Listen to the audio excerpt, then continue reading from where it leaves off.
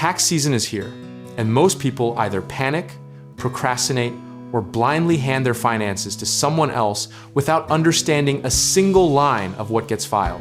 What if you could cut through all of that noise in 5 minutes flat, with nothing but a checklist and a clear head?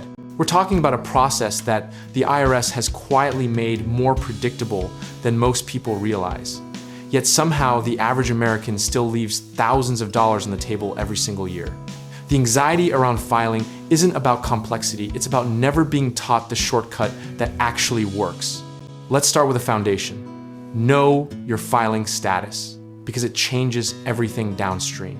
Whether you're single, married filing jointly, head of household, or somewhere in between, that one box determines your standard deduction and your entire bracket structure. For 2024, the standard deduction for a single filer sits at $14,600. And for married filing jointly, it jumps to $29,200. And most people never bother to check whether itemizing would beat that number. Run a quick mental scan of your mortgage interest, charitable donations, and state taxes paid, and you'll know in 60 seconds whether itemizing is even worth your time. Next, tally your gross income from every source: W-2s, 1099s, side income, investment gains, rental checks, anything that moved money into your life this year. The IRS sees all of it.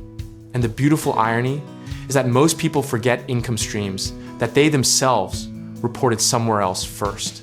Now, subtract your above-the-line deductions, which are the ones you can take even without itemizing, like student loan interests, HSA contributions, and self-employment taxes.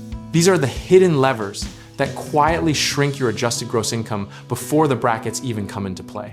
Once you have your taxable income, match it to the current bracket, and here's where the psychology gets interesting, because most people think being in the 22% bracket means they owe 22% on everything, which is completely wrong. You only pay each rate on the slice of income that falls within that tier, so your effective rate is almost always lower than your marginal rate.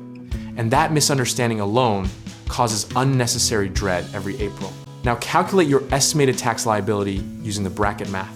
Then subtract every credit you qualify for: child tax credits, education credits, the earned income credit, if applicable.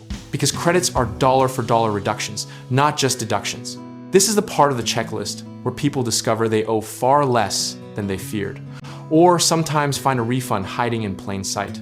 Compare what you owe to what you've already paid through withholding or estimated quarterly payments. And that gap is your real number, the actual amount due, or the refund coming your way. History shows us that people who run this 5-minute check in January instead of April make calmer, smarter decisions and avoid the panic filing mistakes that trigger audits. The misconception worth destroying right now is that a big refund means you won the tax game. It actually means you gave the government an interest-free loan all year. Adjusting your W-4 so your withholding matches your liability more precisely puts that money back in your pocket monthly, where it can compound, invest, or simply breathe. The practical lesson from every financial cycle, every boom, every correction, is that preparation beats reaction 100% of the time.